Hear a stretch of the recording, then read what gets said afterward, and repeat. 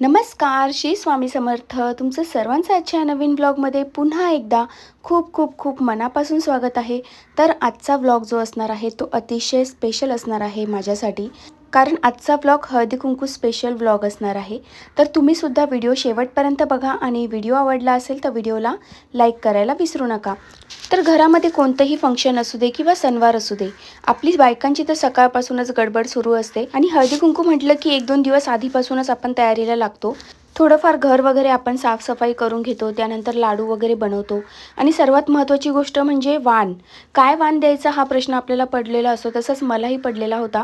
मी मार्केटला जाऊन बघितलं पण मला आवडेल अशी कोणती वस्तू तिकडे वाटत नव्हती आणि काही वस्तू आवडत होत्या पण त्यांची किंमत काही आवाचे सव्वा सांगत होते आणि काही वस्तू असं वाटत होतं की ह्या तर वस्तू सगळ्यांकडे असणारच आहेत. तर मग मी विचार केला काहीतरी असं देऊया की जे असं लगेच यूज होईल, किचनच्या एखाद्या वस्तूप्रमाणे असेल, म्हणजे डाळ तांदूळ किंवा जसं आपलं साखर जशी आपण डेली यूज करतो अशी काहीतरी वस्तू द्यावी. मग मी विचार केला की साखरच देऊया. खरं तर साखर देण्यामागचं कारण हे आहे की साखर दिलेली खूप शुभ असते. जेव्हा आपण कोणती सफेद वस्तू दान करतो तर सफेद वस्तू दिलेली फार शुभ असते. तर म्हटलं साखर देऊ शकतो, रवा देऊ शकतो किंवा शेवयाचं पाकीट जे आहे, खिरीच्या शेवयांचं पाकीट, ते सुद्धा आपण देऊ शकतो. पण म्हटलं साखरच बरी पडेल, कारण साखर तर प्रत्येकाला डे टू डे लाईफमध्ये रोजच लागते. चहाला असू दे किंवा अजून कोणताही गोड पदार्थ असू दे, साखरेशिवाय कंप्लीट होऊ शकत नाही कोणताही गोड पदार्थ. तर म्हणून म्हटलं चला साखरेचंच पाकीट देऊया. मग मी आमचा जो वाणी आहे त्याला सांगितलं की अर्धा किलोचे पॅकेट्स तू रेडी कर आणि त्याने मला 25 पॅकेट्स 24 तासांच्या आत रेडी करून दिले. तर माझं ते एक काम सोपं झालं. त्यानंतर जी फुलं वगैरे आणायची होती ती तर हळदी कुंकाच्या दिवशीच आणायची होती. त्यामुळे सकाळी लवकर उठून मी फुलं आणायला गेले आणि फुलं आणून फ्रीजमध्ये ठेवून दिली होती आणि दुपारी जेव्हा माझी सगळी कामं आवरून झाली, स्वयंपाकही मी दोन्ही वेळचा करून घेतला होता एकदाच, कारण संध्याकाळी बायका आल्यानंतर मग पुन्हा वेगळा स्वयंपाक वगैरे करायला आपल्याला वेळ नसतो आणि बायका शक्यतो उशिरा यायला सुरुवात करतात, कारण आमच्याकडे 7:30ला पाणी येतं. हल्ली पाणी उशिरा यायला लागलं त्यामुळे मग बायका सगळं पाणी वगैरे भरून आणि स्वयंपाक झाल्यानंतरच हल्ली बाहेर पडतात. तर मग त्यांना सोडून आपण किचनमध्ये जाऊ शकत नाही. म्हणून दुपारीच सगळी कामं आटोपून घेतली आणि ती कामं झाल्यानंतर मग मी हे अशा प्रकारे फुलांची जे एक्स्ट्रा ज्या दांड्या असतात त्या कट केल्या आणि माझी जी फुलदाणी आहे त्यामध्ये अशा प्रकारे फुलं सजवून घेतली. त्यानंतर मग लगेच मी ठरवलं की दूध तयार करून घेऊया, कारण दरवर्षीप्रमाणे ह्यावर्षीसुद्धा मी गोड दूध देणार होते, ज्याला आपण मसाला दूध असं सुद्धा म्हणतो. मसाला दूध देण्यामागचं सुद्धा कारण हेच आहे की मसाला दूध देणं हे खूप शुभ असतं. कोणत्याही सुवासिनीला देणं किंवा कोणालाही देणं मसाला दूध अतिशय शुभ असतं. म्हणून म्हटलं हेच देऊया. माझा विचार चालू होता यासोबत समोसा किंवा असं काहीतरी वेफर्स वगैरे द्यायचे, पण मी म्हटलं नको दूधच देऊया, कारण शक्यतो जेवायची वेळ झालेली असते आणि समोसा वगैरे कोणीच खात नाही 8 साडेआठ वाजता. त्यामुळे म्हटलं की आपण दूधच देऊया आणि वेफर्स पण काही बायका खातात, काही नाही खात. म्हटलं मग दूधच दिलेलं परवडेल. तर त्यासाठी मी लगेच प्रिपरेशनला लागले. ड्रायफ्रूट्स तर माझ्याकडे अवेलेबल होतेच, तर ड्रायफ्रूट्स मी स्वतः लगेच कट करून घेतले. खरं तर हे खूप बोरिंग काम आहे ड्रायफ्रूट्स कट करायचे. काजू जे आहेत ते इझिली कट होतात, पण बदाम आहेत ना ते इझिली कट होत नाही. कट करताना इकडे तिकडे खूप उडतात, म्हणून खूप जपून आपल्याला कट करावं लागतं. तर मी हे काम जरा शांततेने आणि व्यवस्थित असं करत होती, जेणेकरून मला हवे तसे पीसेस माझ्याकडून कट होतील. कारण मसाला दूध हे ड्रायफ्रूटशिवाय आपण इमॅजिनच करू शकत नाही. आणि त्यानंतर हे मसाला दूधची जी बॉटल आहे ना, यामध्ये मी इलायची पावडर भरलेली आहे आणि हा जो केसर आहे तो सुद्धा मी आता मसाला दुधामध्ये टाकण्यासाठी वापरणार आहे. इकडे मसाला दूध रेडी करत असताना तिकडे आमच्या बाजूला जी वैष्णवी राहते तिने एकदम सुंदर अशी रांगोळी माझ्या दारामध्ये काढलेली होती. तिला खूप आवडतं रांगोळ्या काढायला, म्हणून मी तिला विचारलं की तू आवडतं तर माझ्याही दारात काढशील का हळदी कुंकाला रांगोळी. तर तिने हसून लगेच उत्तर दिलं की हो ताई, का नाही, मी नक्की काढेल, मला तर खूप आवडतं रांगोळी काढायला. आणि बिचारीने किती मेहनत घेऊन इतकी सुंदर रांगोळी काढली. मला तर एकदम परफेक्ट रांगोळी नाही जमत, शक्यतो मी छाप वगैरे टाकूनच रांगोळ्या काढते. पण तिला हौस आहे, म्हटलं मग तुला आवडतं तर तू काढ. तिची रांगोळी काढून झाली तेवढ्या वेळात मी इथे मसाला दुधाचं प्रिपरेशन करत होती. खरं तर मी 3 लिटर दूध आणलं होतं की कोणाला काही कमी नको पडायला म्हणून, पण एकदम परफेक्ट असं मापामध्ये माझं दूध रेडी झालं. आणि यामध्ये मी एक बदाम मिल्कची जी पावडर असते ना त्याचं पाऊचसुद्धा टाकलेलं आहे. हे एक पाऊच 5 रुपयाचं आहे. असे मी 2 पाऊच टोटल टाकले, म्हणजे 10 रुपयाचे पाऊच लागले मला. ह्या पाऊचमुळे असं झालं की कलर थोडासा चेंज व्हायला मदत झाली, पण जास्त काही कलर चेंज झाला नाही दुधाचा। यासाठी मला केसरच्या काड्या टाकायच्याच होत्या, तर मी काय केलं, दुसरेही पाऊच यूज करून टाकलं। म्हटलं बघूया किती कलर येतो, आणि मग फायनली त्याप्रमाणे मला केसराच्या सुद्धा काड्या टाकायच्या होत्या, कारण मसाला दूध म्हटलं की थोडंसं येलोइश दिसलं पाहिजे, थोडंसं असं पिवळं दिसलं की मग आपल्याला ते छान दिसतं। काही लोक हळदसुद्धा टाकतात, पण मला नाही आवडत हळद टाकायला, तर मी नाही टाकलं। मी म्हटलं यामध्ये डायरेक्ट मी केसरचे काड्याच टाकेन, आणि मग त्यानंतर माझ्याकडे गुलाबाची फुलं होती, तर म्हटलं की मसाला दूध आहे म्हटलं, थोडीशी गुलाबाच्या पाकळ्यासुद्धा मी अशा तोडून घेतल्या हातानेच, आणि त्यासुद्धा मी टाकायचा विचार केला, कारण छान दिसतं दुधामध्ये, आणि स्मेलसुद्धा छान गुलाबासारखा येतो, आणि टेस्टसुद्धा त्याची छान होते। त्यामुळे मी थोड्याशा पाकळ्या टाकल्या, पण थोडंसं टाकून माझं मन कुठे भरतं आहे, अजून थोड्याशा पाकळ्या घेतल्या मी, आणि अजून पुन्हा वरतून थोड्याशा टाकल्या। ते दिसायलाही खूप छान दिसत होतं, त्यामुळे मला एकदम भारी वाटत होतं। आपण एखादे आईस्क्रीम बघतो ना, असं व्हाईट आणि रेड येल्लो कलर मिक्स, असे काहीतरी वेगळंच दिसत होतं ते, तर दिसायला पण खूप छान दिसत होतं। म्हटलं अजून थोड्याशा पाकळ्या टाकाव्या। त्यानंतर मी पुन्हा हलवलं, भरपूर वेळ लागला मला, आणि फायनली 10 ते 15 मिनटामध्ये माझं मसाला दूध बनवून रेडी झालं, आणि त्याचा कलर पण हळूहळू चेंज होत होता, पण दूध खाली चिटकत होते, त्यामुळे मला ते हलवावं लागत होतं। जेव्हा दूध तयार होत आलं तेव्हा लास्टला मी इलायची पावडर टाकली, कारण जास्त आधी टाकली आणि आपण खूप दूध उकळून घेतलं तर त्याचा स्मेल निघून जातो। असं म्हणतात की वाफेमध्ये स्मेल जातो वेलचीचा, त्यामुळे जेव्हा एंड असतो कोणत्याही पदार्थ, गोड पदार्थाचा, तेव्हाच आपण त्यामध्ये वेलची पावडर टाकत असतो, तर मीही तसंच केलं। तरीसुद्धा माझं समाधान होत नव्हतं, कारण मला जसा येलो कलर हवा होता तसा येतच नव्हता। मग माझ्याकडे केसर लिक्विड होतं, हे लिक्विड मी घरी आणून ठेवलेलं असतं। कोणताही गोड पदार्थ असल्यावर, खीर वगैरे असल्यावर त्याला येलो कलर देण्यासाठी हे लिक्विड खूप छान यूज होतं, आणि याच्यामध्ये इलायचीसुद्धा यूज केलेली आहे, त्यामुळे खूप छान स्मेलसुद्धा येतो कोणत्याही डेझर्टला किंवा खिरीला वगैरे किंवा मसाला दुधाला।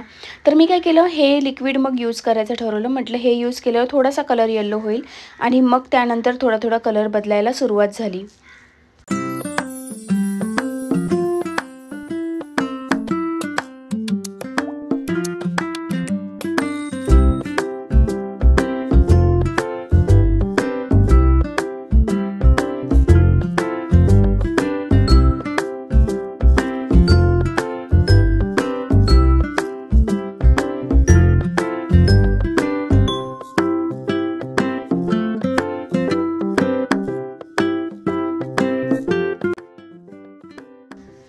तर आता माझी सर्व तयारी झालेली होती, घरही सर्व रेडी झालेलं होतं, त्यानंतर मसाला दूधही रेडी झालं होतं, पण ते थोडंसं थंड झाल्यानंतरच ते प्यायला देता येतं, त्यामुळे म्हटलं तेवढ्या वेळामध्ये आपण स्वतःची तयारी करूया। तर मी फटाफट साडी नेसली, जी मी तुम्हाला मागच्या व्हिडिओमध्ये दाखवली होती।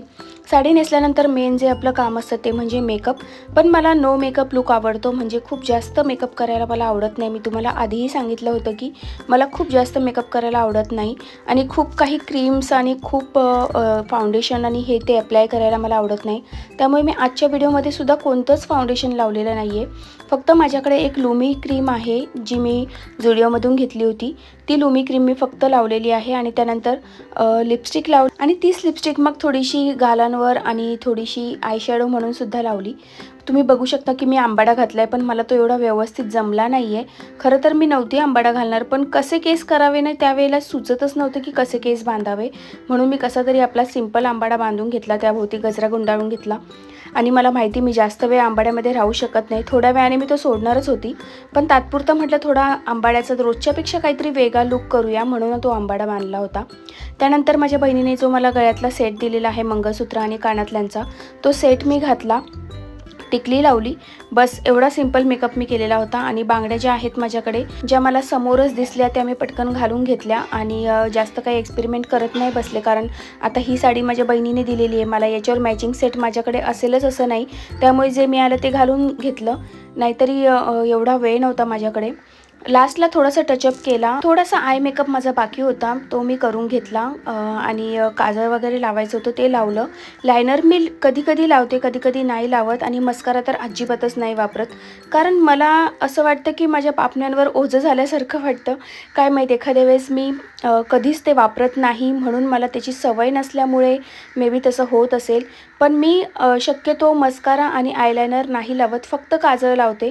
मला त्यापेक्षा जास्त आय मेकअप केलं की माझं डोकं जड व्हायला सुरुवात होते, आता हा काय प्रॉब्लेम आहे मला समजत नाही, पण मी एवढाच मेकअप करते. आय मेकअपमध्ये फक्त काजळ आणि थोडासा आय शॅडो एवढाच माझा मेकअप असतो. तर हे बघा अशा प्रकारे मी रेडी झालेली आहे. साडी वगैरे व्यवस्थित मस्त चापून चुपून बसली आणि मग त्यानंतर पहिले दिवाबत्ती करून घेतली, कारण संध्याकाळचे 7 सव्वा 7 वाजून गेले होते आणि म्हटलं पहिले बत्ती करणं महत्त्वाचं आहे, म्हणून मी आधी देवाजवळ दिवाबत्ती केली. आज बघा मी सगळ्या सफेद फुलांचाच देवांना वाहिलेले आहेत आणि नैवेद्य पण मला दाखवायचा होता अजून दुधाचा. दूध बघा आता थोडंसं थंड झालेलं आहे, म्हटलं देवाला पटकन नैवेद्य दाखवून घेऊया. दिवाबत्ती केल्यानंतर मी नैवेद्याचा पहिला ग्लास जो आहे तो देवापुढे ठेवण्यासाठी इथे तयार केला.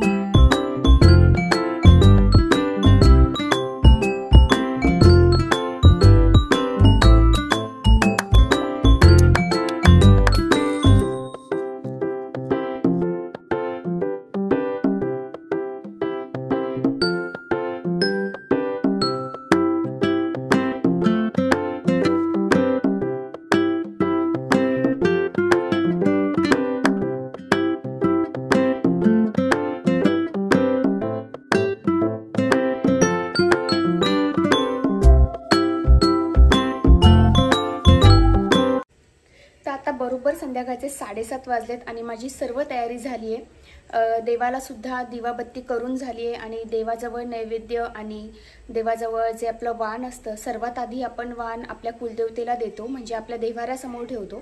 तर ते पण माझं देऊन झाले आणि सर्व तयारी माझी झाली आहे. तर आता मी वाट बघते की बायका यायला सुरुवात होतील, तर म्हणून आता अजून कोणी आलं नाही आहे, म्हटलं तोपर्यंत तुमच्याशी गप्पा माराव्यात.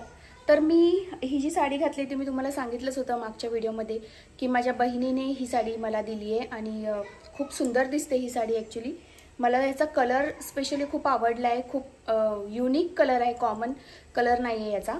आणि ही जी ज्वेलरी आहे ती सुद्धा मला माझ्या बहिणीनेच दिली आहे. ॲक्च्युली ही थोडीशी south Indian type red gold असतं ना त्या टाईपचं हे मंगळसूत्र आहे आणि मला खूप युनिक पॅटर्न वाटला याचा सुद्धा.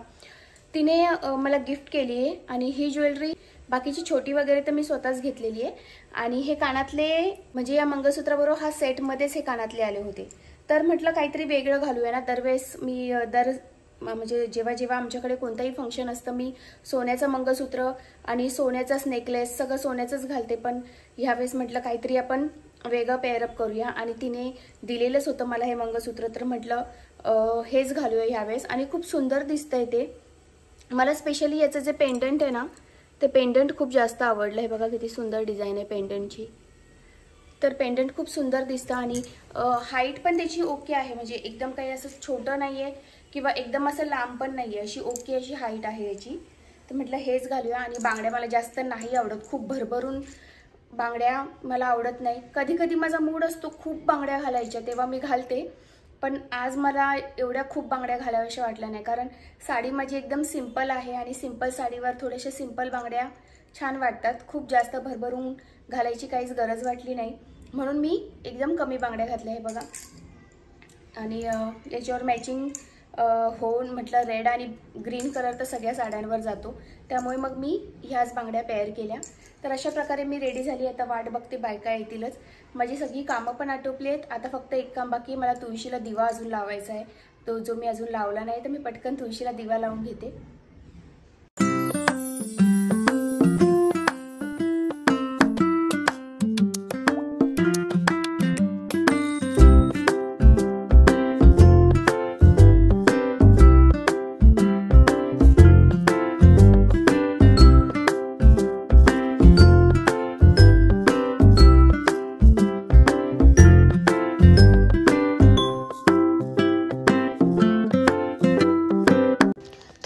त्यामध्ये बायका आल्या आणि मग नंतर थोड्याशा गप्पा गोष्टी वगैरे झाल्या, सर्वांना दूध वगैरे प्यायला दिलं आणि सगळ्यांना दूध खूपच आवडलं। त्यानंतर आपला नेहमीचा जो हळदी कुंकाचा प्रोग्राम आहे तो उरकून घेतला आणि त्यानंतर पुन्हा आम्ही गप्पा मारत बसलो, कारण आपण सर्व बायका इतक्या बिझी असतो, रोज आपली रोजची ठरलेली कामं असतात, प्रत्येकाचं आपलं आपलं रुटीन असतं आणि आपल्याला एकमेकांकडे जाऊन गप्पा वगैरे मारत बसणं म्हणजे पूर्वी कशा बायका एकमेकांकडे रोजच बसायला जायच्या, गप्पा वगैरे मारायच्या, पण हल्ली तसं पॉसिबल होत नाही, सगळेजण आपापल्या लाईफमध्ये अडकलेले असतात। त्यामुळे असे काही सण समारंभ जे आपल्याला एक मोकळा वेळ देतात आणि 4 बायका आपल्या घरी येऊन आपण गप्पा वगैरे मारतो तर खूप छान वाटतं आणि ह्याच सर्व आठवणी असतात। खरं तर एरवी आपण असा वेगळा वेळ काढून तर भेटायला कधी कोणाकडे जात नाही, मग ह्या निमित्ताने हळदी कुंकाच्या निमित्ताने आपल्या मैत्रिणी वगैरे आपल्या घरी येतात, गप्पा गोष्टी करतात, ते खूप छान वाटतं। त्या निमित्ताने 4 सुवासिनींचे पायसुद्धा आपल्या दाराला लागतात आणि ते खूप शुभ असतं असं म्हणतात। तरीसुद्धा हल्ली हे सर्व प्रमाण फार कमी होत चालले, जसं पूर्वी खूप जास्त हळदी कुंकू वगैरे बायका करायच्या तसं आता करत नाही, कारण बऱ्याच बायका ह्या वर्किंग असतात, त्यामुळे काम आणि घर ह्या गोष्टी मॅनेज करतानाच त्यांची दमछाक होते। तर हा प्रत्येकाच्या आवडीनिवडीचा भाग आहे, पण मला असं वाटतं की ही आपली संस्कृती आहे आणि ती आपण जपायलाच हवी। सर्व बायका तर आता येऊन गेलेल्या आहेत आणि रात्रीचे 10 वाजलेले आहेत। चला तर मग मी आता व्हिडिओला एंड करते, कारण मलाही खूप थकल्यासारखं वाटायला लागले। असा होता आजचा व्हिडिओ आवडला असेल तर नक्की व्हिडिओला लाईक, शेअर आणि सबस्क्राईब करायला विसरू नका। चला तर मग पुन्हा भेटू अशाच एका सुंदर व्हिडिओमध्ये, तोपर्यंत श्री स्वामी समर्थ।